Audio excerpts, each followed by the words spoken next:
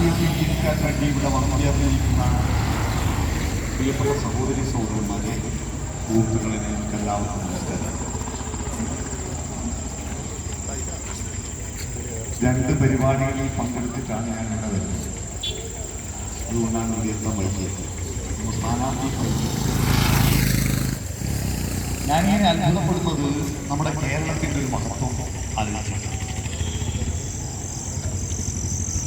സമയം ഇപ്പോൾ ഏതാണ്ട് 9 മണിയോട് സ്ത്രീകളും കുട്ടികളും അടക്കം ഇങ്ങനെ ഈ തെരുവോരത്ത് ഇവിടെ വന്നിരിക്കുന്നത് ഇവിടുന്ന് ബിരിയാണി കൊടുക്കുന്നതെന്ന് കേട്ടിട്ടല്ലോ.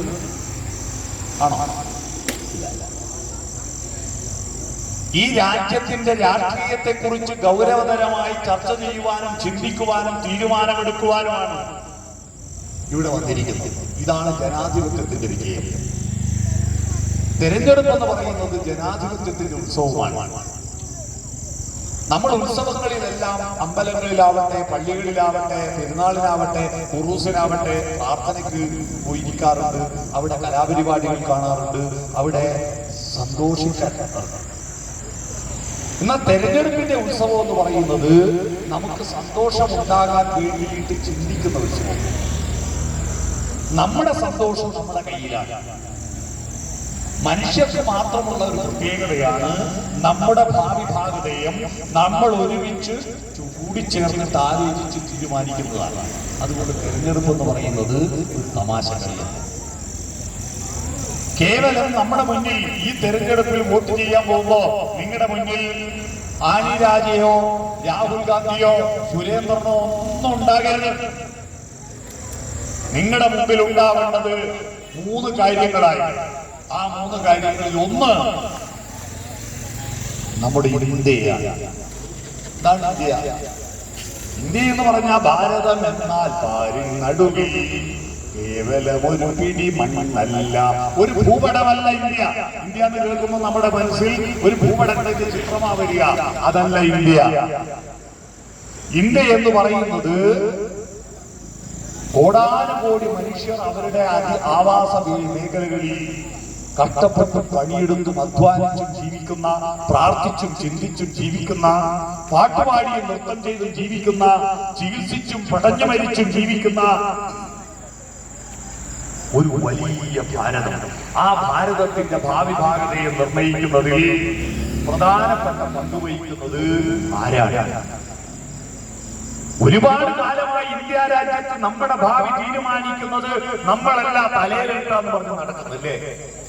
നമ്മള് തലയിലെഴുതി പോലെ വരും. പിന്നെ ആരും തലയിലെഴുതി പോലെ വരും എന്ന് പറഞ്ഞ് ഞാനാണ്ടെന്നാ മതിയോ? നമ്മുടെ SP ബാലസുബ്രഹ്മണ്യം പിന്നെ തമിഴിലും ജയചന്ദ്രൻ മലയാളത്തിലും പാടിയൊരു പാട്ടില്ലേ, പഴയ പാട്ടോർമ്മയുണ്ടോ? കളഭച്ചുവരുവീണ് ഇളപ്പൂ കല്യാണമാല ഇന്നാരെന്ന് എഴുതി വച്ചല്ലോ ദൈവം കല്ലിൽ എന്നൊരു പാട്ടുണ്ട്. ഒരു ചെക്കൻ ഒരു പെണ്ണു, ഒരു പെണ്ണിനൊരു ചെക്കൻ ദൈവം കല്ലിൽ എഴുതി വെച്ചിട്ടുണ്ട് പോലും. അതാ ജാതകം നോക്കുന്നത്. അത് തന്നെയാണ് ഇത് കണ്ടെത്തുന്നത്. ഓന്റെ തലയിലെ വിധി പോലെ വരും.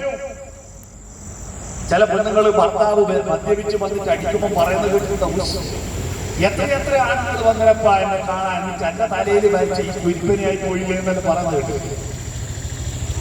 ഈ തലയിലെ വര കൊണ്ടാണ് നമ്മൾ മുന്നോട്ട് പോകുന്നതെന്ന ആയിരക്കണക്കിന് വർഷത്തെ വിശ്വാസം കൊണ്ടാണ് മഹാഭാരതവും രാമായണവും വേദങ്ങളും ഉപനിഷത്തും ഒക്കെയുള്ള നമ്മുടെ നാട് പട്ടിണി റാങ്കിങ്ങിൽ 111 സ്ഥാനത്തെത്തിപ്പോയത്. നമ്മുടെ ഭാവി ഭാഗതയെ നിർണയിക്കേണ്ടത് നമ്മളാണ്. അതിനു വേണ്ടിയിട്ടുള്ള ബുദ്ധി നമുക്ക് തന്നിട്ടുണ്ട്, അതിന് അധ്വാനിക്കാനുള്ള കൈകൾ തന്നിട്ടുണ്ട്, അതിന് അവിടെ എത്താനുള്ള കാലുകളും തന്നിട്ടുണ്ട്.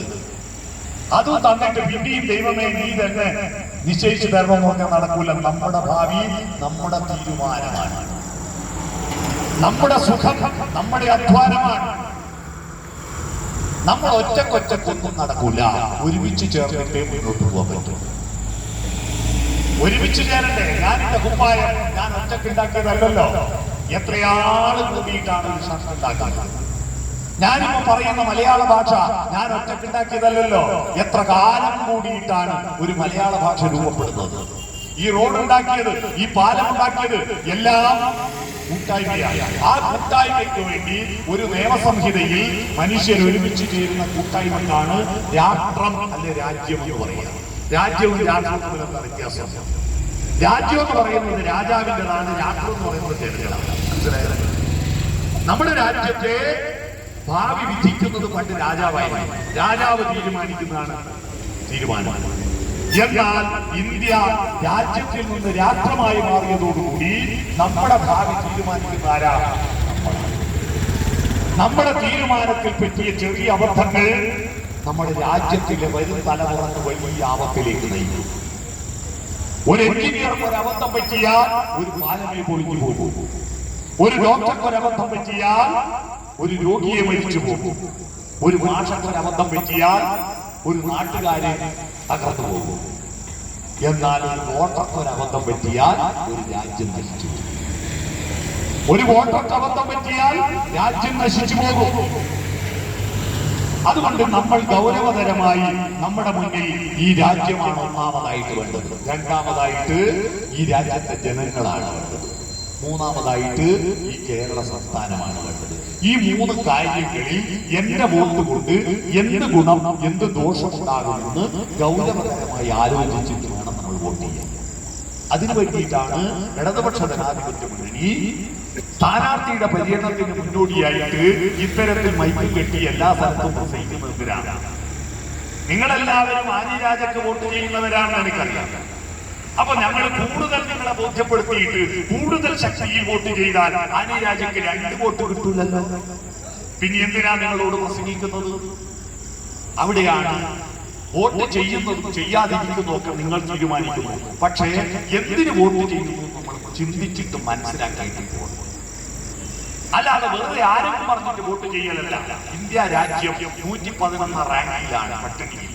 എന്തുകൊണ്ടാണ് പറ്റിയത്? ഈ രാജ്യത്ത് നല്ല മണ്ണില്ലേ, നല്ല അധ്വാനിക്കുന്ന മനുഷ്യരില്ലേ, നല്ല വ്യക്തികളില്ലേ, ചിന്തിക്കുന്ന മനുഷ്യരില്ലേ, നല്ല പാരമ്പര്യമില്ലേ? എന്തുകൊണ്ടാണ് പറ്റിയത്? ആ പറ്റിയത് എന്തുകൊണ്ടാണെന്ന് കണ്ടെത്താൻ നമ്മൾ മനസ്സിലാക്കേണ്ടത് ഇന്ത്യ രാജ്യത്ത് നല്ല ഭരണാധികാരികൾ ഉണ്ടായിരുന്നില്ല. ഈ മനുഷ്യന്റെ ചിന്തയും അവന്റെ അധ്വാനവും ഉപയോഗിച്ചത് ഈ രാജ്യത്തെ സമൂഹത്തെ ഒരുമിച്ച് മുന്നോട്ട് നയിക്കാൻ പറ്റിയ ഭരണാധികാരികളില്ല. നമ്മുടെ രാജ്യത്ത് സ്വാതന്ത്ര്യം കിട്ടിയിട്ട് ഇന്ത്യ ജനങ്ങളുടെ റിപ്പബ്ലിക്കായി മാറിയതിനു ശേഷവും ജനങ്ങളുടെ റിപ്പബ്ലിക്, എന്താ റിപ്പബ്ലിക് എന്ന് പറഞ്ഞാൽ? പബ്ലിക്കിന് വീണ്ടും അധികാരം കിട്ടിയതാ റിപ്പബ്ലിക്. പബ്ലിക് എന്ന് പറഞ്ഞാൽ പൊതുജനം, എന്ന് പറഞ്ഞാൽ വീണ്ടും റിപ്പബ്ലിക്, വീണ്ടും പൊതുജനത്തിന് അധികാരം കിട്ടി. പണ്ട് തമ്പുരാക്കന്മാർ ഭരിച്ചു, പിന്നീട് വിദേശികൾ ഭരിച്ചു, സ്വാതന്ത്ര്യ സമരം നടത്തി, വീണ്ടും പബ്ലിക്കിന് അധികാരം കിട്ടി. ആ പബ്ലിക്കിൽ നിന്ന് വീണ്ടും തമ്പുരാക്കന്മാരിലേക്ക് പോകണമെന്നാണ് ആര് പറയുന്നത്? നരേന്ദ്രമോദി പറയുന്നത്. അതുകൊണ്ടാണ് പാർലമെന്റ് മന്ദിരം ഉദ്ഘാടനം ചെയ്യാൻ പുരോഹിതന്മാരെ വിളിക്കുന്നതും അമ്പലത്തിൽ പ്രതിഷ്ഠ നടത്താൻ പ്രധാനമന്ത്രി പോകുന്നതും. പറ്റിത്തം പറ്റിപ്പോക്കല്ലേ ഇത്? പറ്റിത്തം പറ്റിപ്പോവുക എന്ന് പറഞ്ഞിട്ട് പിടിത്തം പറ്റിപ്പോവുകയാണ്. തലതിരിച്ച് പറയാൻ പറ്റിത്തം പറ്റിപ്പോവുക എന്ന് പറഞ്ഞാൽ പ്രധാനമന്ത്രി പാർലമെന്റ് മന്ദിരം ഉദ്ഘാടനം ചെയ്യേണ്ടത് ഇന്ത്യൻ പ്രസിഡന്റാണ്. അമ്പലത്തിൽ പൂജ നടത്തുന്നത് പൂജാരിമാരാണ്. തന്ത്രമറിയുന്നവൻ മന്ത്രിയും മന്ത്രമറിയുന്നവൻ തന്ത്രിയും. എന്നാൽ അവിടെ പോയിട്ട് പൂജ നടത്തുന്നത് പ്രധാനമന്ത്രി. എന്തിന്? ഇവിടുത്തെ മനുഷ്യരെ പണ്ടത്തെ തമ്പുരാനിസത്തിലേക്ക് രാജഭരണത്തിലേക്ക് തിരിച്ചു കൊണ്ടുപോകണം. അന്നത്തെ അന്ധവിശ്വാസങ്ങളും അനാചാരങ്ങളും തിരിച്ചു കൊണ്ടുവരാൻ പരിശ്രമിക്കുന്ന ഹിന്ദുത്വ അജണ്ട. ഹിന്ദുമത അജണ്ടയല്ലേ? ഹിന്ദുമതവും ഹിന്ദുത്വമായിട്ട് ഒരു ബന്ധമില്ലേ? ആരും ധരിച്ചുകൊണ്ടാ ഹിന്ദുത്വം എന്ന് കേൾക്കുമ്പോ നമ്മളെ ഹിന്ദുമതം വിചാരിച്ചു പോരുന്നത്. ഹിന്ദുമതം പറയുന്നതുമായിട്ട് ഒരു ബന്ധമില്ലാത്തതാണ് BJPയുടെ ഹിന്ദുത്വ. അത് രണ്ടും ചന്ദ്രിക സോപ്പും ചന്ദ്രിക പത്രവും പോലെ. മുസ്ലിം ലീഗിന്റെ പത്രമാണ് ചന്ദ്രിക. ചന്ദ്രിക സോപ്പ് പച്ച നിറാണ്. മുസ്ലിം ലീഗിന്റെ പത്രത്തിന്റെ പേരാന്ന് വിളിച്ചിട്ട് കുറെ ലീഗുകാർ വാങ്ങി തേച്ചിട്ട് പഠിക്കും. കുറെ കാലം കഴിഞ്ഞപ്പോഴാണ് മനസ്സിലായത് അത് CK കേശവൻ വൈദ്യന്റെ സോപ്പാണ് ചന്ദ്രിക സോപ്പ്. അതുപോലെയാണ് ഹിന്ദുത്വയും ഹിന്ദുമതവും തമ്മിൽ ഒരു ബന്ധമില്ല. ഈ ഹിന്ദുത്വയിലേക്ക് തിരിച്ചു കൊണ്ടുപോകുന്നത് എന്തിനാണ്? നമ്മുടെ രാജ്യത്തെ തമ്പുരാനിസത്തിലേക്ക് തിരിച്ചു കൊണ്ടുപോകുന്നത്. അതാ ഇപ്പൊ നടന്നുകൊണ്ടിരിക്കുന്നത്. ആ തമ്പുരാനിസമാണ് ഈ രാജ്യത്തെ തകർത്തത്. രാമായണവും മഹാഭാരതത്തിലുള്ള നാട് ആയുർവേദ ഗ്രന്ഥങ്ങൾ എഴുതുന്ന കാലത്ത് നമ്മളെ കഷായവും അരിഷ്ടവും ഗുളിയും വില്വാദി ഗുളിയും മറ്റൊക്കെ ഇല്ലേ, ഇതെല്ലാം ഉണ്ടാക്കുന്ന കാലത്ത് മെന്റലിയഫിന്റെ പട്ടികയില്ല, 104 മൂലകങ്ങളില്ല, സൾഫ്യൂരിക് ആസിഡ് എന്താ, ഓക്സിജൻ എന്താ, യൂറിയ എന്താ, പൊട്ടാഷ് എന്താ, ഒരു പിടിയില്ലാത്ത കാലത്താണ് ചെടികളുടെ ഇലയും തണ്ടും പൂവും വേരും ഒക്കെ ചതച്ചു നോക്കിയിട്ട് അതിന്റെ രസം കണ്ടെത്തിയിട്ട് അത് ഏത് രോഗത്തിന്, വാദത്തിന് പറ്റുമോ, പിത്തത്തിന് പറ്റുമോ, കഫത്തിന് പറ്റുമോ എന്ന് പറഞ്ഞിട്ട് കണ്ടെത്തിയിട്ട് ചരകനും സുശ്രുതനും സഞ്ജീവിനിയും ഒക്കെ എഴുതി വെച്ചിട്ട് എന്തൊരു ബുദ്ധിയാണെന്ന് ആലോചിച്ചിട്ട് ഇതൊക്കെയുള്ള നാട് എങ്ങനെയാണ് 111 സ്ഥാനത്ത് പോയത്. അതിന്റെ കാരണം ഇവിടുത്തെ മനുഷ്യന്റെ ബുദ്ധിയെ, കൂട്ടായ്മയെ ഉപയോഗപ്പെടുത്തിയിട്ടില്ല. സ്വാതന്ത്ര്യം കിട്ടിയതിനു ശേഷം കോൺഗ്രസ് വന്നു. കോൺഗ്രസ് വന്നിട്ടോ അവരും ഈ രാജ്യത്തെ ഒരുമിച്ച് വികസിപ്പിക്കുവാൻ പരിശ്രമിക്കാതെ നെഹ്റു കുടുംബത്തിന്റെ പാരമ്പര്യവും പറഞ്ഞിട്ട് ജനങ്ങളെ കയ്യിലെടുക്കുക അവർക്കൊരു നയമില്ല. നയമില്ലാത്തത് കൊണ്ടാണല്ലോ അധികാരം പോകുമ്പോ കോൺഗ്രസ് ഇങ്ങനെ കുണ്ടകട്ട പഴഞ്ചോലി പോലെ വീട് പോകുന്ന ഓരോന്ന് BJP. നിങ്ങൾ അറിയോ, 12 മുഖ്യമന്ത്രിമാർ കോൺഗ്രസിന്റെ മുഖ്യമന്ത്രിമാർ ഇപ്പൊ BJP. ഒരു മുഖ്യമന്ത്രി എന്നല്ല പറഞ്ഞാൽ നമ്മളെ മനസ്സിലൊരു പേര് EMS കേൾക്കുമ്പോ പട്ടനാടുള്ള R. ശങ്കർ അല്ലേ, Achutha Menon, K. Karunakaran, AK Antony, Oommen Chandy, VS Achuthanandan, EK Nayanar, Pinarayi Vijayan മുഖ്യമന്ത്രി. അവരൊരു സംസ്ഥാനത്തിന്റെ നേതാവ്. സംസ്ഥാനം എന്ന് പറഞ്ഞാൽ നിങ്ങൾ അറിയോ, ഇന്ത്യയിലെ പല സംസ്ഥാനങ്ങളും ബ്രിട്ടീഷ് രാജ്യത്തെക്കാൾ, ഇംഗ്ലണ്ടിനേക്കാൾ വലുതാണ്. യൂറോപ്പിൽ ആകെയുള്ള ജനസംഖ്യയുള്ള സംസ്ഥാനമുണ്ട് ഇന്ത്യയിൽ, അറിയോ? യൂറോപ്പിലെ എല്ലാ രാജ്യക്കാരും ചേർന്നിട്ടുള്ള ജനസംഖ്യയുള്ള സംസ്ഥാനം ഇന്ത്യയിലുണ്ട്. എന്ന് പറഞ്ഞാൽ സംസ്ഥാനത്തിന്റെ മുഖ്യമന്ത്രി എന്ന് പറഞ്ഞാൽ ഒരു രാഷ്ട്രത്തലവന് തുല്യനാണ്. ആ രാഷ്ട്രത്തലവനാകാൻ തനിക്ക് കൂടെ നിന്ന ഒരു പാർട്ടിയെ, കോൺഗ്രസ് പാർട്ടിയെ, ആ പാർട്ടിയുടെ കൈപ്പത്തി ചിഹ്നത്തെയും അതിന്റെ ത്രിവർണ്ണ പതാകയെയും എല്ലാം വലിച്ചെടുത്തിട്ട് ഇന്ത്യൻ സ്വാതന്ത്ര്യ സമരത്തിൽ ബ്രിട്ടീഷുകാർക്കും പോർച്ചുഗീസുകാർക്കും എതിരെ ഒരു കല്ലെടുത്തെറിഞ്ഞ ബന്ധമില്ലാത്ത BJPയുടെ രാഷ്ട്രീയത്തിലേക്ക് 12 മുഖ്യമന്ത്രിമാർ പോയി എന്ന് പറഞ്ഞാൽ ഇതിന്റെ അർത്ഥം എന്താണ്? ഒരാളല്ല, 12 ആള്. ആശയപരമായിട്ട് പോയതാണോ? അല്ല. ആ പോയതിന്റെ കാരണം അധികാരവും പണവും മാത്രമാണ്. അധികാരവും പണവും മാത്രമാണ് കോൺഗ്രസിന്റെ ലക്ഷ്യം. അല്ലാതെ അധികാരവും പണവും എടുത്തിട്ട് ഇന്ത്യയുടെ സ്വാതന്ത്ര്യ ദേശീയ ഗാനത്തിൽ പറയുന്നത് എന്താ? ഇന്ത്യക്ക് സ്വാതന്ത്ര്യം കിട്ടിയ ഇന്ത്യയിലെ ഭരണാധികാരി ആരാ? ഭരണാധികാരി അന്ന് 2 കൊല്ലം ചർച്ച ചെയ്ത് ഭരണഘടനാ നിർമ്മാണ സഭ ആലോചിച്ചു ആരാ ഇന്ത്യയിലെ ഭരണാധികാരി. അങ്ങനെ ആലോചിച്ചപ്പോ അവർ തീരുമാനിച്ചു ജനങ്ങളാണ് ഇന്ത്യയിലെ ഭരണാധികാരി. ഇന്ത്യയുടെ സ്വാതന്ത്ര്യത്തിന് ഭരണഘടനയുടെ ആദ്യത്തെ വാക്ക് ഹിന്ദിയിൽ ഹം, ഇംഗ്ലീഷിൽ വി, നമ്മൾ മലയാളത്തിൽ നാം. ഹം വി നാം എന്ന് പറഞ്ഞാൽ നമ്മൾ ഇന്ത്യ രാജ്യത്തെ ജനങ്ങളാണ് ഇന്ത്യയിലെ ഭരണാധികാരി. ഇന്ത്യയിലെ ഭരണാധികാരി. പക്ഷെ ജനങ്ങൾ ഇന്ത്യക്ക് സ്വാതന്ത്ര്യം കിട്ടുമ്പോൾ 45 കോടി മനുഷ്യരുണ്ട്. ഈ 45 കോടി മനുഷ്യരും പാർലമെന്റിൽ പോയിട്ട് ഭരിക്കാൻ തുടങ്ങി വീഡിയോ നടക്കുക. ഇത് മുനിസിപ്പാലിറ്റിയിലാണ്. മാനന്തവാടി മുനിസിപ്പാലിറ്റിയിൽ ഒരു 10-35 ആൾ ഇവര് മുഴുവൻ പോയിട്ട് മുനിസിപ്പാലിറ്റിയിൽ ഭരിക്കാൻ പോയ അടിതീരുവാണ്. അതിനുള്ള മാർഗം ജനക്കൂട്ടത്തിന് ഇഷ്ടമുള്ള ഒരാളെ തെരഞ്ഞെടുക്കും. അവര് പോയിട്ട് അവിടെ സമ്മേളനം ചേരും. അതിനാണ് പാർലമെന്റ് എന്ന് പറയുന്നത്. പാർലമെന്റ് എന്ന് പറഞ്ഞാൽ ജനത്തിന്റെ പ്രതീതി, ജനങ്ങളുടെ പ്രതീതികൾ ഒത്തുചേർന്നിട്ട് ഗുണദോഷ വിചിന്തനം നടത്തി ചർച്ച ചെയ്തിട്ട് രാജ്യത്തെ പറ്റി തീരുമാനമെടുക്കുന്ന പ്രക്രിയക്കാണ് പാർലമെന്ററി ഡെമോക്രസി എന്ന് പറയാ. അതിനാണ് ഇന്ത്യയുടെ ദേശീയ ഗാനം പറയുന്നത് ജനഗണമന അധിനായക ജയ ഹേ. കുട്ടികൾക്കറിയില്ല ദേശീയ ഗാനം? അതിന്റെ അർത്ഥം അറിയാം. ജനഗണം ജനക്കൂട്ടം. ജനഗണം എന്ന് പറഞ്ഞാൽ ജനക്കൂട്ടം. ജനഗണത്തിന്റെ മനസ്സിന് അതിനായകൻ വിജയിക്കട്ടെ, അവനാണ് ഭാരത ഭാഗ്യ വിധാത. പണ്ട് ഭാരതത്തിന്റെ ഭാഗ്യം വിധിച്ചത് തമ്പുരാക്കാണ്. ഇപ്പൊ ഭാരതത്തിന്റെ ഭാഗ്യം വിധിക്കുന്നത് ജനങ്ങളാണ്. ഈ പാട്ടിന്റെ നിങ്ങൾ ശ്രദ്ധിക്കേണ്ടത്, ഈ പാട്ടിന്റെ അവസാനത്തെ വരി എന്താണ്? ആദ്യത്തെ വരിയും അവസാനത്തെ വരിയും എല്ലാ പാട്ടും ഒന്നും തന്നെ ഇരിക്കില്ലേ? എന്നാൽ ദേശീയ ഗാനത്തിന് വ്യത്യാസമുണ്ട്. ജനഗണമന അതിനായക ജയഹേ എന്നുള്ളത് അവസാനം എന്താ? ജനഗണ മംഗളദായക ജയഹേ എന്നാണ്. എന്താ ജനഗണ മംഗളദായക ജയഹേ എന്ന് പറഞ്ഞാൽ? ജനക്കൂട്ടത്തിന്റെ മനസ്സിന് അതിനായകനായ പോരാ, ജനക്കൂട്ടത്തിന് ഇഷ്ടമുള്ളത് ചെയ്യണം. അത് കോൺഗ്രസ് ചെയ്തില്ല. ജനക്കൂട്ടത്തിന് ഇഷ്ടമുള്ളത് ചെയ്തില്ല. അവർക്ക് നേതാക്കന്മാർക്ക് ഇഷ്ടമുള്ളത് മാത്രം ചെയ്തു. അങ്ങനെ ചെയ്ത് മുന്നോട്ട് പോയപ്പോ ഓരോ തലമുറ കയ്യിൽ തോറും കോൺഗ്രസിൽ നിന്ന് ജനങ്ങൾ വിട്ടുപോയി. 12 മുൻ മുഖ്യമന്ത്രിമാര് പോയി, 100 MP-മാര് പോയി, 200 MLA-മാര് പോയി. അവസാനം രാജീവ് ഗാന്ധി ഇന്ത്യയുടെ പ്രധാനമന്ത്രിയായപ്പോ അദ്ദേഹത്തെ നയിച്ച അദ്ദേഹത്തെ ആകെ നശിപ്പിച്ച 2 ആളുകൾ കേട്ടോ, RK ധവാനും സീതാരാം കേസരി. അവരാണ് രാഹുൽ ഗാന്ധിയെ പറഞ്ഞ് തെറ്റിദ്ധരിപ്പിച്ചിട്ട് നശിപ്പിച്ചു കളഞ്ഞത്.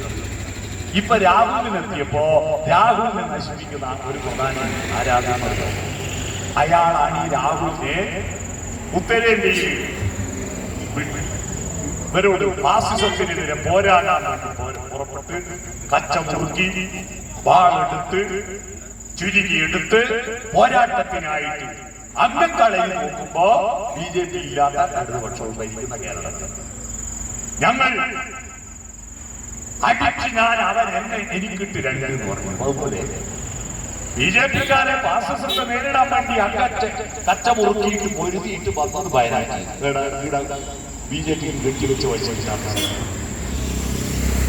തെറ്റിദ്ധരിപ്പിച്ചത് KC വേണുഗോപാൽ എന്ന് പറയുന്ന ഒരാളാണ്. കോൺഗ്രസിന്റെ നാട്ടിലൊന്നും വിലയില്ല. പണ്ടൊരാൾ പറഞ്ഞു ഞാൻ കീട വിലയിലാണ് നോക്കണം, നാട്ടിൽ പുല്ല് വിലയെന്ന് പറഞ്ഞു. അതുപോലെ നാട്ടിൽ കണ്ണൂർക്കാരനാ, ആർക്കും അറിയില്ല ഒരു വലിയ. അദ്ദേഹം ഡൽഹിയിൽ വലിയ ആളാണ്. അയാള് തിരിച്ചു കൊണ്ടുവന്നിട്ട് ഇവിടെ വയനാട്ടിൽ അറിയോ എന്തിനാ നിർത്തിയെന്നറിയോ? ഈ കേരളത്തിൽ കുറച്ച് MP-മാരെ ജയിക്കാൻ. കഴിഞ്ഞ തവണ എന്താ പറഞ്ഞേ? പ്രധാനമന്ത്രിയുടെ ആളിതാ കേരളത്തിൽ വന്ന് പ്രധാനമന്ത്രിയാകുമ്പോൾ കുണ്ടുകിണറ്റിൽ തവള കുഞ്ഞിന് നീല പറക്കാൻ പോകും. 41 MP-മാരെയും കൊണ്ട് പ്രധാനമന്ത്രിയാവും. ഞങ്ങളാണ്, ഇടതുപക്ഷമാണ്. ഇന്ത്യയിലെ കോൺഗ്രസ് അടക്കമുള്ള മതേതര കക്ഷികളെ കൂട്ടി ഇണക്കിയിട്ട് ഇന്ത്യയിൽ ഒരു സഖ്യത്തിന് രൂപം കൊടുക്കാൻ വേണ്ടി മുൻകൈയെടുത്തത് നമ്മളല്ലേ? എന്നിട്ട് ഭസ്മാസുരത്ത് വരം കൊടുത്ത പോലെ പുരാണ കഥ കേട്ടില്ല. ഒരസുരൻ തപസ് ചെയ്തിട്ട് ശിവനെ പ്രത്യക്ഷപ്പെട്ടു. ശിവൻ ചോദിച്ചു ഭർത്താവ് എന്താ നിനക്ക് വരുമ്പണ്ട്? അപ്പൊ ഇവൻ പറഞ്ഞു ഞാൻ ആരെ തലയെ കൈവെക്കുന്നുണ്ടോ അവരെ പാടും കത്തി ഭസ്മായി പോകും. ശരി, വരം കൊടുത്ത ഉടനെ ഈ അസുരൻ ചെയ്തു ശിവന്റെ തലയെ കൈവെക്കാനോടി. അവസാനം ശിവന്റെ തലയെ കൈവച്ച ശിവൻ ഭസ്മായി പോവല്ലോ.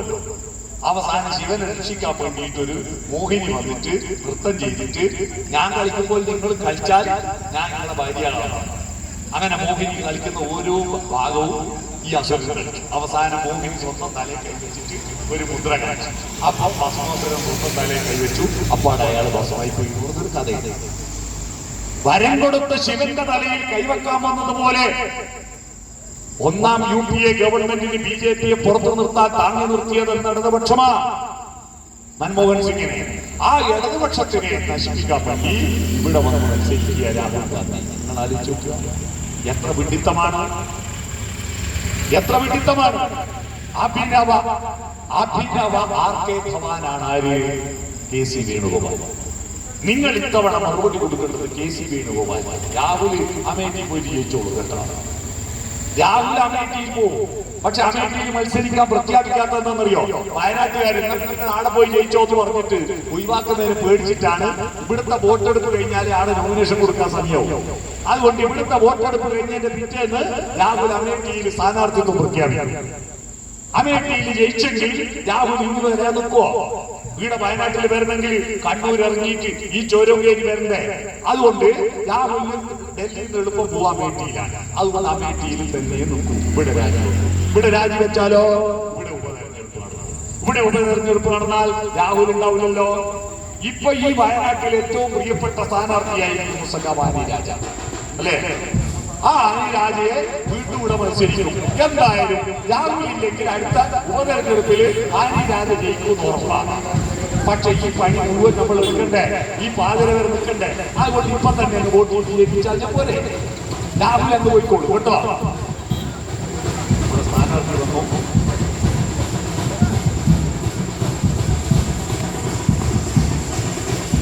അപ്പൊ അതുകൊണ്ട് ഈ തെരഞ്ഞെടുപ്പിൽ ഉപതെരഞ്ഞെടുപ്പ് ഉണ്ടാകാൻ വഴിമരുന്നിടാതെ നമുക്ക് നേരിട്ട് വയനാടിന്റെ ആനയുടെ വിഷയം പാർലമെന്റിൽ അറിയാൻ ആനയെ വഴിയിട്ട് കുറച്ച് വലിക്കാൻ പറ്റിയതാണ് ആന വേണ്ടിയിട്ട് അല്ലേ? ആനയുടെ വിഷയം പാർലമെന്റിൽ അവതരിപ്പിക്കാൻ ആനക്കല്ലാതെ പറയാൻ കഴിയില്ല. ആന എന്നൊരു കാര്യം എലിഫന്റിനോ ഹാത്തിനോ ഒരക്ഷരം രാഹുൽ ഗാന്ധി പാർലമെന്റിൽ അവതരിപ്പിച്ചില്ല. വയനാട് ഒരക്ഷരം പാർലമെന്റിൽ മുണ്ടിയോ? മുണ്ടിയില്ല. എന്നാൽ വയനാട് മലമടക്കുകളിൽ താമസിക്കുന്ന ആദിവാസി വീടുകളിൽ